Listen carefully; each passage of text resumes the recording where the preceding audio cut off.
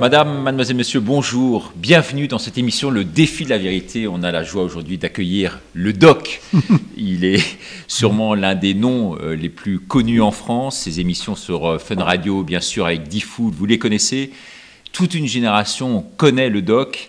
Ça lui a assuré vraiment un succès absolument incroyable. C'est un éminent médecin également. On reviendra modeste, sur votre parcours de médecin pédiatre à Sainte-Félicité, dans le 15e arrondissement à Paris. Sur la crise, vous allez le voir, il ne mâche pas ses mots. C'est un médecin aujourd'hui qui a le courage de ses opinions et qui l'ouvre ouvertement. Christian Spitz, bonjour. Bonjour. Alors, toute une génération, je le disais, est venue discuter, en tous les cas avec vous, à votre micro. Quel est le secret, je dirais, de votre réussite? C'est respect de soi, respect des autres, écoute et bienveillance. Voilà. Ce qui disparaît de plus en plus actuellement, ce qui me fait très très peur. C'est-à-dire qu'il n'y a plus d'écoute, il n'y a plus de bienveillance, d'après vous? Non, je pense qu'il y a des fausses écoutes, les réseaux sociaux. On a l'impression d'exister, mais personne ne vous écoute pour être populaire, entre guillemets. Mais il n'y a plus de vrais échanges. Et encore pire maintenant, puisque, vous savez, c'est ce qu'un jour avait dit Pompidou en visitant Évry-Ville-Nouvelle. Il ne disait rien du tout. Les architectes lui disent « Mais monsieur le président, ça n'a pas l'air de vous plaire, cette grande ville. » Moi, non, je m'en fiche. Est-ce qu'il y a des bistrots? Il dit, mais pourquoi, monsieur le président? Parce que vous savez, dans les bistrots, les gens parlent. Et ça, voilà, on n'a plus... Et ça, ces échanges informels, en direct, de vision, on ne les a plus, d'après vous? Mais non, on ne les a plus, ça m'affole beaucoup, ça m'inquiète. Alors, on va revenir, bien sûr, tout au long de cette émission sur la crise à l'heure actuelle. Vous allez nous donner un peu la température qui est la vôtre. Avant cela, donc, toujours sur ces émissions, il y avait de l'amour, il y avait de la sexualité, il y avait de la drogue, il y avait des suicides, tout le monde parlait de tout, finalement. Quand même des sujets super pathos. Oui, il y avait des sujets super pathos, il y avait des sujets légers, bien évidemment. C'était le miroir de ce qu'est la société. C'est-à-dire qu'effectivement, il y a actuellement des gens qui sont dans une souffrance terrible, souffrance psychologique et physique. Et puis, il y en a qui vont très très bien. Parce que ça, dans cette crise, il ne faut pas l'oublier, il y a ceux qui s'en sortent mieux qu'avant et mieux que maintenant. Et puis ceux qui s'en sortent très très mal. Et donc la fracture devient énorme. C'est un gouffre entre ces deux sociétés-là. Et j'ai peur un jour d'une vraie confrontation. Alors dans le cadre de ces émissions, effectivement, vous écoutiez les gens parlaient, les gens se mettaient quasiment à nu. Est-ce que dans ce cadre-là, c'était une forme pour eux de thérapie? Thérapie, je ne dirais pas des choses comme cela, mais au moins d'échanges. Enfin, le regard, parce que j'ai 20 ans après... Vous ne cherchiez pas quand même à gagner des téléspectateurs, en tout cas des auditeurs, sur du pathos quand même. Vous êtes largement au-dessus de ça. Largement au-dessus de ça. Donc pourquoi vous faisiez souvent, ça? C'était quoi votre motivation première? J'ai toujours été dans l'écoute. Mon métier, c'est d'écouter, bien évidemment, et de me soucier, de me préoccuper, de prendre soin des autres. Et Françoise Dolto, je ne me compare pas à elle, bien que des choses à critiquer sur ce qu'elle disait, c'est je veux être un médecin d'éducation. C'est vrai que quand on sait des choses, qu'on est confronté à la réalité de la vie, de ce qu'est la vie, parce que la vie, c'est quand même un début, une fin. On est sur Terre, on n'est pas éternel. Quoique certains sont persuadés qu'ils vont l'être, voire vivre peut-être 300 ans, 400 ans. On ne dira pas qui. Hein. Oui, peu importe, mais c'est vrai. Et donc là, il y a un chemin à faire. Et dans ce chemin, il faut savoir effectivement, et nous sommes dans une société. Donc ça ne fonctionne pas en autiste, en autisme, on pourrait dire même l'autisme, qui est quand même une particularité sociale en tout cas, c'est-à-dire des gens entre eux qui parlent d'eux. Je me souviens un jour d'un sous-directeur de cabinet, je disais, vous écoutez une certaine radio, je ne vais pas vous dire laquelle, mais... radio concurrente, quoi. Oui, voilà, bon, peu importe. Et je dis, mais pourquoi vous écoutez ça? Mais vous savez, avec ça, je sais ce que les gens pensent. Je me suis dit, mais merde, c'est l'horreur. C'est pas possible, ça, de dire une chose pareille. Mais sors, va dehors. Et c'était un sous-directeur de cabinet, donc quelqu'un qui dirige le ministère et qui ne connaissait rien des gens. C'est ça aussi la grande fracture. Nous sommes dans une société technocratique qui ignore ce que sont les gens et leurs aspirations. Il n'y a plus de politique. Les politiques, on les voit, ils sont laminés. Ils n'existent plus. Je suis désolé, dès qu'il y en a un qui sort comme ça pour dire un peu ce qu'il pense, on ne l'écoute pas. Il y a des politiques qui parlent en ce moment, qui disent des choses extrêmement sensées, dont cette chose-là que je viens de dire. Il faut un monde de politique. Pourquoi? Parce que le politique, il sort, il va au contact des gens, il se préoccupe. Il y a une véritable humanité. Il y a une véritable humanité dans ces politiques-là. Et là, le technocrate, il est avec des statistiques et des chiffres. Et ça ne peut pas fonctionner. Alors c'est vrai que d'après vous, la radio est un bon vecteur pour faire remonter un peu toutes les émotions. Vous avez une voix qui est extrêmement connue, un visage qui l'est moins. Vous auriez pu faire la télévision, j'imagine, j'ai essayé tout un temps, mais j'ai été écœuré parce qu'on me disait, je dis bon, je me préoccupais du contenu. On s'en fout du contenu. On s'en fiche du contenu. Ce qui compte, c'est le déroulé, la rapidité, l'image. Bon, d'accord, ok. On sentait bien qu'il y avait derrière tout ça. Bon, en même temps, il y a des bonnes émissions de télé. Il suffit d'aller les chercher aussi. Pas forcément sur des chaînes très connues. Je ne veux pas tout jeter, mais ce que j'avais proposé, ce que je voulais faire, je ne l'ai pas fait. Et puis après, j'ai plus le temps parce que quand même, mon métier... Et ce que mon père qui est décédé m'avait dit, il ne voulait pas parler de Fun Radio parce que, bon, c'était le diable pour lui. Et il me disait... T'es resté pédiatre? Je dis oui, bon, ça va. C'est vrai. Mais c'est une parole de sagesse. Pourquoi? Parce qu'il faut être près de la réalité. Quand je faisais ces émissions et qu'à 11h ou minuit le soir, je me retrouvais à la clinique à devoir m'occuper d'un nouveau-né qui était en détresse éventuellement, j'étais à fond dans la réalité. Je n'étais pas dans les boîtes de nuit ou les endroits connus à faire le beau. J'allais dans la réalité. Un itinéraire très surprenant, assez disruptif en soi. Ah et les sœurs, j'ai une question à vous poser quand même. Les bonnes sœurs chez qui vous travaillez, puisque ça te fait citer, c'est l'Institut catholique. Est-ce qu'elles cautionnent toutes ces choses que vous disiez à l'antenne? Mère supérieure, Mère Marie-Luc, je vais la citer, qui est pédiatre, m'avait dit bon, écoutez, ne mentez pas, vous dites pas votre nom, mais je vous ai reconnu, c'est vous. Alors ne me mentez pas. Je dis oui, ma soeur, c'est moi, ma mère, c'est moi, très bien. Bon, écoutez, j'ai écouté. Alors ne croyez pas, hein, j'ai vécu dans ma vie, hein. Quand même, c'est choquant. Ne croyez pas que je suis très drôle. Puis à la fin, au bout de 2 jours, elle m'a dit bon, écoutez, voilà, on n'a pas à vous juger et tout. Bon, est-ce que j'ai été soutenu par quelqu'un? Peut-être, je ne sais pas, par qui, par quoi. Mais elles ne m'ont pas rejeté. Elles ont mis en œuvre effectivement ce qu'est la religion, d'une certaine sorte. On ne rejette personne, quel qu'il soit. Puis après, bon, maintenant... les choses sont bien sûr tout à fait différentes. Alors c'est vrai que vous êtes aux confins donc, de plusieurs disciplines à la fois. Je disais en introduction, vous avez fait de la politique. Vous êtes consulté notamment sur la jeunesse. Vous l'aviez été sous Balladur j'ai notamment. Fait gratuitement, je le rappelle. Ah ouais. Pourquoi ça? J'ai pas été payé, mais j'ai pas demandé à être payé et je voulais pas être payé. Mais ça vous a assuré une notoriété supplémentaire encore, non? En tout cas, une crédibilité peut-être. C'était très intéressant parce qu'il y avait quand même sur 8 millions de jeunes interrogés, 1 600 000 qui avaient répondu. Hein, et certains, j'avais demandé cela et j'avais eu gain de cause, laisser un chapitre ouvert où ils disent ce qu'ils veulent. Et ça a été analysé par un bon ami, je crois, qui était psychanalyste et mathématicien. Et ça avait donné effectivement 5 tableaux de jeunesse, avec ceux qui sont, entre guillemets, dans une grande réussite et ceux qui sont en grande difficulté, et qui d'ailleurs, c'était très intéressant, n'étaient pas sectorisés en fonction du 16e ou Aubervilliers. C'était pas du tout sectorisé comme ça. Il y en avait partout des qui réussissaient bien. Donc voilà, c'était très intéressant. Mais ce que j'ai regretté, c'est qu'effectivement, bon, non pas que c'était pas mon affaire, M. Balladur n'a pas été élu, mais c'est M. Chirac est passé au pouvoir, et donc c'est passé à la poubelle. Et ça avait coûté beaucoup d'argent. Et ça, j'avais été extrêmement choqué. Sous prétexte que le candidat n'avait pas été élu, on avait jeté. Et paradoxalement, ça a été quand même un peu repris par la gauche quand elle est revenue au pouvoir, ce qui est assez drôle. Enfin, et ça, c'est assez classique à l'heure actuelle. Tous les cahiers de doléances qui dorment dans les mairies aujourd'hui, qui sont enterrés. C'est dramatique, parce que je pense réellement qu'il faut écouter ce que disent les gens, c'est les considérer. C'est très important de considérer les gens pour ce qu'ils sont, bien sûr, mais pour ce qu'ils disent. On ne peut pas être un politique sans être imbibé de ce qu'est la vie au quotidien. Il faut vraiment toucher de près c'est essentiel. Je pense que globalement, les Français sont des gens bien, ni racistes, ni antisémites, ni rien. Bon, voilà, il y a quelques-uns, mais on s'en fout. Ce sont des gens extrêmement bienveillants qui accueillent tout le monde. Ils sont prêts à accueillir tout le monde. Mais il y a un défaut que l'on peut tous avoir, qui a été cultivé, c'est l'individualisme. C'est-à-dire qu'on nous met dans les cordes, ceux qui gagnent bien leur vie, ils ont des obligations financières et autres, ce qui fait qu'ils travaillent beaucoup, donc du coup, ils sont éjectés de la vie sociale. On ne prend plus le temps. Or, il faudrait effectivement s'intéresser beaucoup plus à la politique, aux propositions qui sont faites et aux candidats.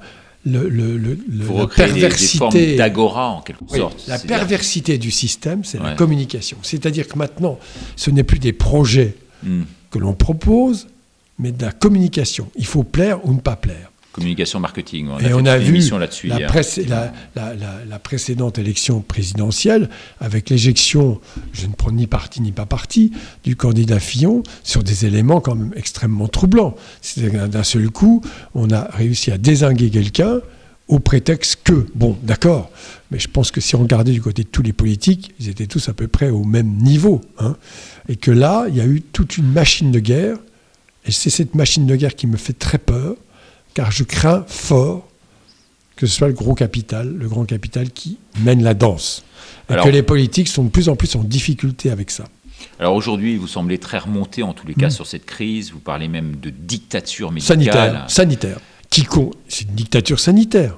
Parce que bon, d'accord, c'est dramatique, il y a des gens qui meurent, c'est exact, mais la moyenne c'est 85 ans, je le rappelle tout de même, et qu'il y avait moyen de les protéger beaucoup mieux, notamment de les vacciner plus tôt, les vacciner beaucoup plus tôt, peut-être. Et puis, avec quel vaccin ?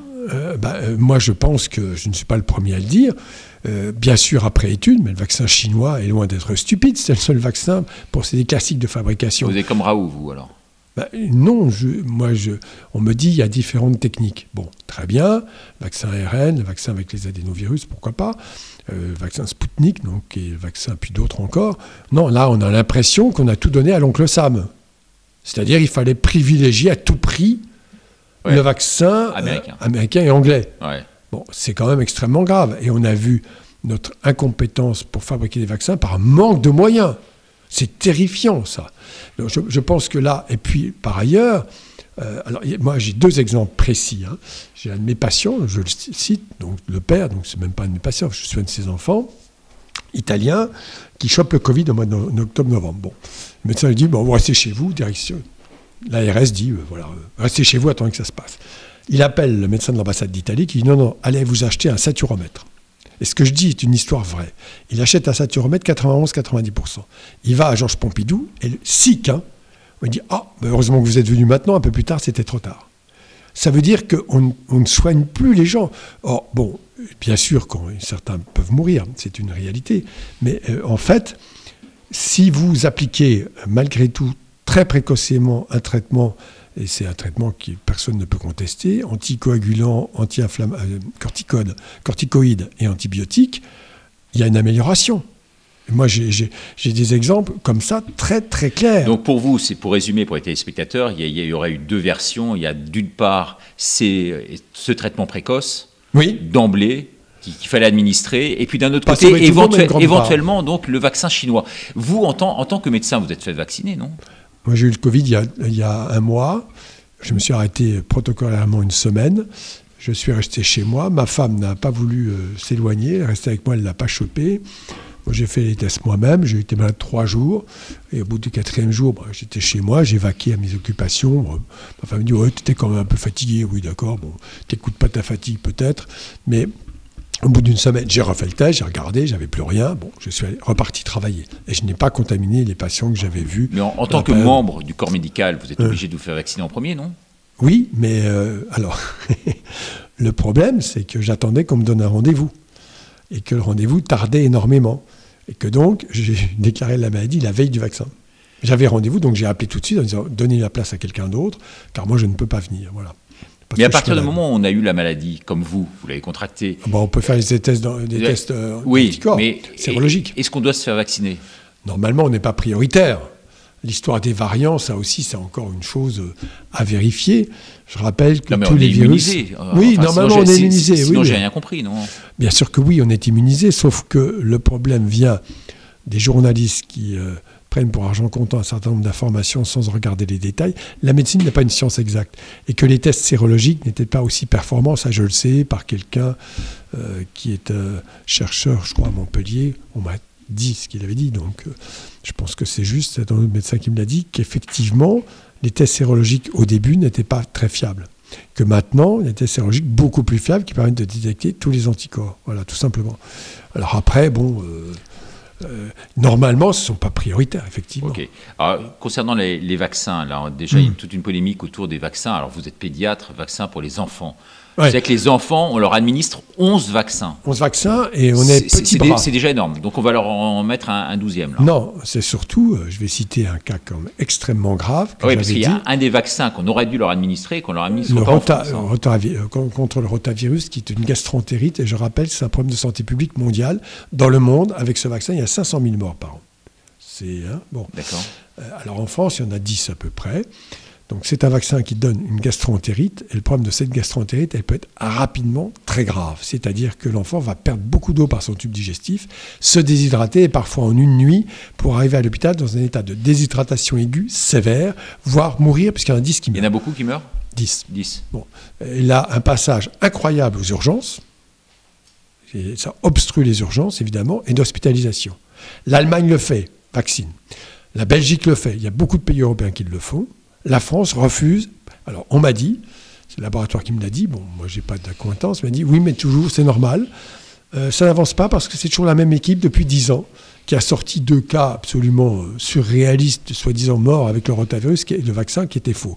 Donc, tout ça, ça ne fait pas scandale. Je l'ai dit sur une chaîne il y a à peu près un mois, personne ne l'a repris. C'est ça qui me gêne. C'est-à-dire que les médias classiques ne reprennent que les informations. La vérité n'est pas belle à entendre. Non, mais leur vérité, c'est-à-dire qu'il y a... Et dans ces cas-là, on pense à quoi ? À de la manipulation, puisqu'ils ne font pas de l'information. Alors je sais que ces médias sont très soumis au marché, qu'il faut vendre un maximum de publicité, que si on fait le buzz, c'est ce qu'on m'avait dit il y a un an sur une chaîne, je ne dirais pas laquelle, où la directrice d'édition avait dit, écoutez, aux journalistes, il me faut 3 buzz par jour. C'est ça l'information ? Non, mais c'est une société qui a besoin de se ressaisir. Et je crois qu'il faut que les citoyens se ressaisisse.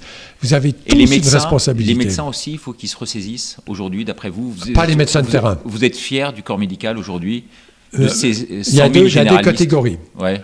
Les généralistes, bon, ils font tout ce qu'ils peuvent, et tant mieux.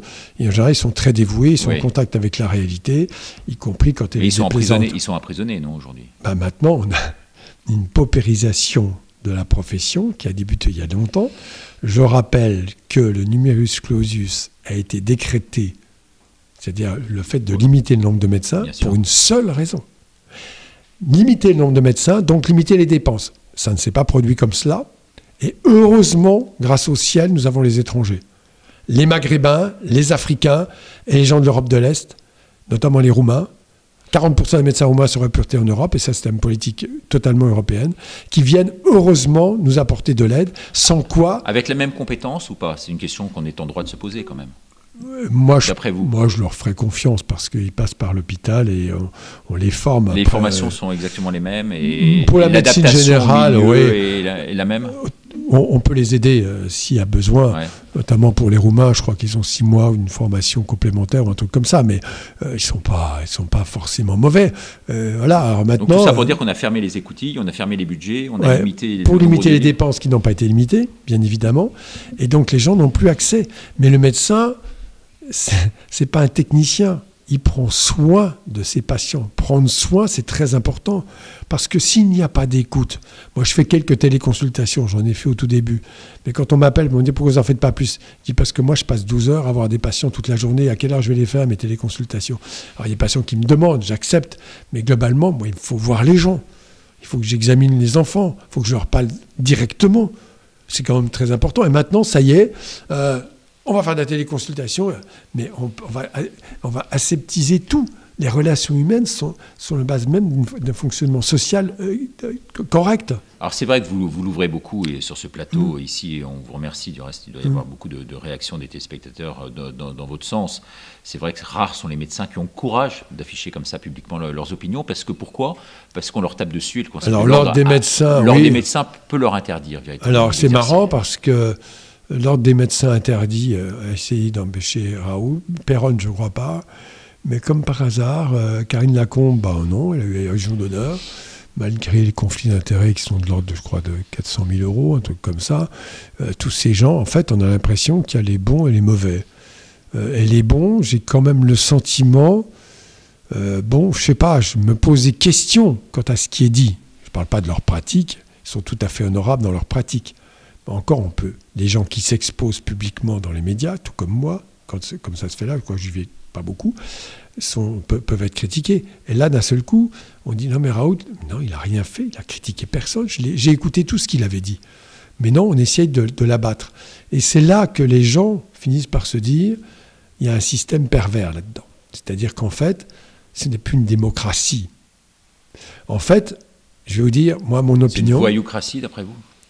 C'est du communisme à l'envers. C'est-à-dire qu'on va paupériser toute la population, restera les très très riches, comme Staline, hein, il avait une datcha digne d'un super milliardaire de maintenant, mais les autres qui sont tous au même niveau et à qui on va demander d'agir comme des moutons, c'est-à-dire se lever le matin, aller bosser, quelques distractions, un peu d'argent, et puis maintenant voilà, et vous êtes là pour nous servir. C'est ça qui est très dangereux, c'est qu'un système, c'est quasiment une réinvention par certains capitalistes du système communiste.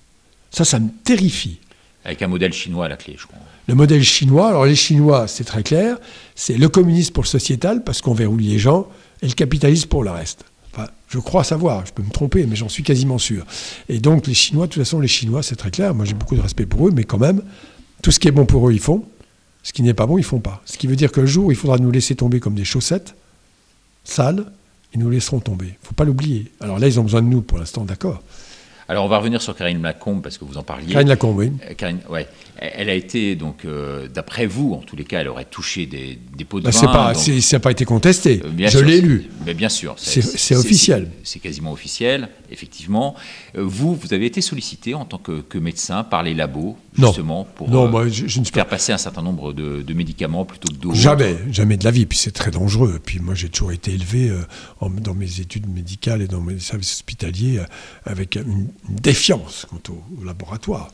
Il y avait une côté... c'est le diable, c'est l'argent. Alors bon, cela dit, ils investissent pour la recherche et tout ça. C'est marrant. Vous vous souvenez du film Le Fugitif avec Robert Redford? Oui. Je me suis dit, mais... c'est actuel. Regardez ce film. C'est horrible. Moi, je me disais, oh, franchement, c'est exagéré, parce que ce qu'ils disent là... non. Ouais. Non, Remdesivir, non. Ouais. C'est le Remdesivir. Il n'y a pas d'effet secondaire. Si, il y en a. C'est dangereux comme médicament. Et on va dire que c'est l'hydroxychloroquine qui est dangereuse. Bon, d'accord, à la limite, on peut contester l'efficacité. Je suis tout à fait ouvert à ce genre de choses. Des études plus sérieuses, bon, d'accord, pourquoi pas. Mais de là à dire que c'est dangereux, que c'est mortel, et que le Remdesivir ne l'est pas, combien on a payé 2 milliards pour ce médicament en Europe? Par rapport à tout ce que vous dites, on a compris qu'il y avait une critique acerbe de tout ce qui se faisait aujourd'hui. On a compris également que vous ne cautionnez rien, en tout cas, de leur politique à l'heure actuelle. Qu'est-ce que vous auriez fait, vous, à la place de Véran, si vous aviez été à sa place? Moi, je pense que ça manque de courage. Bon, ça, c'est une constante qui... Je crois qu'il fallait... d'accord, soit nous allons affronter, parce qu'on est en train de massacrer une jeunesse qui n'est pas impliquée. Ils peuvent choper le Covid, ils ne risquent rien. Il y aura peut-être 1 ou 2 cas graves, comme la grippe. Mobiliser l'armée pour augmenter le nombre de lits de réa, puisque la santé a été massacrée depuis 40 ans, et qu'on a enlevé des budgets énormes et des lits, donc on n'est plus en capacité. Je rappelle que les Allemands le sont encore. D'ailleurs, c'est très intéressant, il y a privé et public qui travaillent ensemble. Et peut-être, au niveau des vaccins... Mobiliser l'armée pourquoi? Pour faire des lits de réa supplémentaires, s'il y en a besoin. Okay. Ça a été fait plus ou moins, la dernière vague. Voilà, si vraiment... Il faut quand même regarder les choses en face. Pourquoi on a interdit les sports d'hiver? Parce qu'on ne pouvait pas cumuler Covid et accident de ski. C'est uniquement pour ça. Donc on a mis en l'air toute une économie, parce qu'on n'était pas... Ça, tout le monde le dit, mais c'est une vérité. C'est sûr que avoir plusieurs fractures, les hôpitaux encombrés, plus le Covid, ça ne marchait pas. Donc il faut forcément trouver une structure annexe. Ça s'appelle du courage. Il n'y en a pas. Bon, le vaccin, et je ne suis pas le seul à le dire, soit, mais je sais que les premiers militaires chinois, c'est les Chinois qui me l'ont dit, ont été vaccinés en août. Bon, possibilité de les avoir en septembre. De faire une étude pendant 3 mois, parce que les autres, ils n'ont pas plus d'études. Donc, il ne faut pas me raconter que... Oui, non, mais ça va. Pour le chinois, il faudrait des années, puis pour le vaccin américain, il faudrait juste 3 mois. Et faire une étude pour voir les effets secondaires éventuels et l'efficacité de la production d'anticorps. Et à partir de là, je rappelle que les Marocains, vaccinés avec AstraZeneca, mais avec le vaccin chinois. Les Hongrois ont acheté Sputnik, et peut-être même le chinois. Alors pourquoi d'un seul coup, on bloque là-dessus, alors qu'on pouvait, à mon avis, en toute... Alors, évidemment, ça va être contesté par gens du comité scientifique qui vont être en extrême prudence, bon, très bien, mais on aurait pu, dès fin décembre, début janvier, vacciner avec les militaires, parce que je suis désolé, le système actuel, je rappelle que la moitié des doses achetées n'a pas été délivrée actuellement. Hein? Alors, il y a la deuxième dose, on va dire les choses comme ça. Il y a embouteillage à la livraison, à la prise de rendez-vous et tout ce qui s'ensuit. Ouais. Moi, je trouve ça absolument dramatique. Pour résumer la situation, il n'y a aucune boussole aujourd'hui, il n'y a aucun repère. Le gouvernement navigue à vue véritablement. Navigue à vue, il est ça que vous dénoncez. Hein. Oui, il navigue à vue, et parce que je pense que les politiques n'ont plus de pouvoir. Ils n'ont plus de pouvoir. À mon avis, ils n'ont plus de pouvoir. C'est pas possible. Macron n'est pas un imbécile. Il est très intelligent. Alors, il sait tout ça. Alors, justement, sur la personnalité de Macron, le président est une chose, l'individu, je le respecte. Et le président, vous voyez comment je pense comment vous pourriez le qualifier? Je ne vais pas dire ce qu'on m'a dit, des gens parce que ce serait méchant, mais il a un comportement... Alors, vous dites beaucoup sur ce plateau, on m'a dit que c'est l'homme qui a vu l'ours. Je pense qu'il a un comportement de séduction. Il séduit beaucoup, personne ne peut le nier. Et c'est très dangereux d'être uniquement dans la séduction en politique, et après il jette. Gérard Collomb, par exemple, c'est étonnant. Mais d'autres encore. Il séduit, il jette. Oui. Et là, il y a quand même quelque chose qui m'inquiète beaucoup dans ce comportement-là. Et je pense que s'il avait eu du courage, alors là, il en a un petit peu, parce qu'il se détache des scientifiques. Mais c'est la même chose. Il a fait les yeux doux aux scientifiques et maintenant il va les lâcher et les jeter à la vindicte populaire. Bon, très bien, pourquoi pas. Moi, non, je pense que d'abord, je suis désolé, comment il est arrivé là? Enfin, franchement, c'est un hold-up. Et là, bon, je le sais très bien ce qui va se passer. Hein. On fait en sorte que Marine Le Pen soit en avant. Bon, très bien. Et puis on va se retrouver, scénario, Macron-Le Pen au deuxième tour. C'est déjà programmé. S'il y a des élections. Quand un bébé, à la naissance, le premier visage qu'il voit, c'est sa mère masquée. Ouais, c'est pas bien. Bien évidemment, il y a d'autres sens qui fonctionnent. Il est à l'écoute, il est tout, mais c'est sûr que ce n'est pas justifié. Première étape. C'est pas justifié. Au pire, on fait un test PCR à la mère. On fait un test immédiat. Si elle est négative, pourquoi elle porte un masque? Cette dictature du masque, un exemple précis qu'on m'a cité hier, c'est mon fils qui est psychothérapeute, qui a vu un jeune, ils étaient une dizaine, un de 17 ans, il enlève 3 minutes son masque, un policier lui saute dessus, 80 €, vous n'aviez pas de masque. Mais oui, d'accord, bon, ils sont dehors... Non, cela dit, il était là peut-être au mauvais endroit, au mauvais moment, parce que oui, c'est vrai qu'on voit de plus en plus de policiers faire la grève, honnêtement, du zèle des contraventions là aujourd'hui. Mais pas celui-là. Et il a répondu, il a dit aux jeunes, non, voilà, je suis obligé, enfin, je suis obligé, il n'est pas obligé, mais il s'est senti obligé de le faire. Non, je pense que le masque peut être justifié. Moi, je faisais beaucoup de réa, et quand on allait réanimer un bébé, on mettait un masque. C'était la base, pour ne pas lui transmettre une maladie. Ça, c'est la base. Bon, dans les hôpitaux, oui, mais dans la rue, dans la plage, vous en mettez un? Non, j'en mets un parce que dans les voitures. Je vois les gens en voiture avec un masque. Pourquoi faire? Ils accumulent des tas de particules, des microbes en plus, ça c'est sûr. Voire, j'ai vu des enfants avec des allergies au pourtour de la bouche, bien évidemment, parce que le masque a quand même cette fâcheuse habitude de s'humidifier et de collecter des particules, toutes sortes de particules, que donc on soit dans des lieux... mais bon, il y a des réunions familiales. N'en parlons pas. À l'école, c'est ridicule, les gens sont très loin.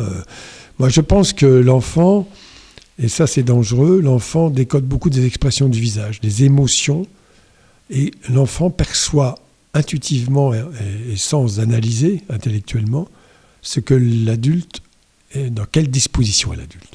S'il est bienveillant, ça se voit sur le visage.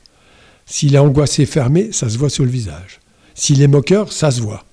Toutes ces expressions essentielles du visage que décode l'enfant. Eh bien, quand on met un masque, effectivement, c'est dangereux parce que les relations humaines sont éminemment perturbées. Cela dit, l'émotion peut passer également par la voix. Oui, heureusement. Sans forcément par le visage. Je vous en donne un bon exemple, puisque oui, vous avez eu ce succès à la radio. Qui est le vôtre. Les enfants, ils regardent beaucoup les adultes. C'est important, on ne peut pas nier ça. Est-ce que c'est productif? Le problème, c'est de savoir, parce que bon, Tout le monde a mis le masque. Ça n'a pas empêché, soi-disant, la flambée épidémique. Alors, il faut se poser la bonne question. On a mis tout le monde sous cloche pendant 3 mois. Le soir à 18h, vous rentrez chez vous. Et en plus, on met des masques à tout le monde. Ah, et ça ne marche pas. C'est marrant. Bah ouais, on va reconfiner. Ça marchera peut-être. Si on reconfine, non, ça ne marchera pas mieux. C'est pas vrai. Parce qu'une épidémie, comme le dit Raoul très bien, chaque pic épidémique suit une courbe maximum, puis ça redescend.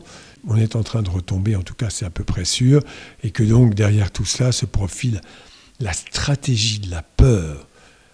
Cette phrase que vous connaissez, quand vous faites peur à un peuple, vous en faites ce que vous voulez. C'est exactement ce que je suis en train de vivre. Je pense qu'on veut faire peur à ces gens, et moi ce que je vois au quotidien, dans mon cabinet, qui est le quotidien des gens, c'est qu'ils ont peur. Ils ne savent même pas pourquoi ils ont peur. Mais on leur diffuse comme ça en permanence des messages extrêmement angoissants et terrifiants. Pour mieux les manipuler, alors. Quand on a peur, on n'ose plus rien dire. On se tait, on ne réagit plus. Quand on a peur, soit on fuit, soit on se terre, on se planque. Donc ça, c'est très habile de la part. Et là, on ne peut pas fuir puisque les frontières sont fermées. Donc ça serait une des solutions, c'est de partir à l'étranger. Fuir, c'est rentrer chez soi et s'enfermer. Ouais, c'est ça. Mais oui, la vie sociale là-dedans. Ouais. Bah, écoutez, merci infiniment d'être venu. C'est moi qui vous remercie. Merci beaucoup de m'avoir accueilli. Sur ce plateau de François, le défi de la vérité. Vraiment, j'ai été très ému de vous recevoir parce que vous avez pu dire pendant cette demi-heure des choses peut-être qu'aucun médecin n'a osé dire jusqu'à présent. Oui, merci voilà. infiniment. J'attends alors des médecins, mais on verra. Et merci donc aux téléspectateurs de réagir et de nous dire ce que vous avez pensé du passage du doc Christian Spitz ici sur ce plateau. Merci beaucoup. Au revoir. Merci.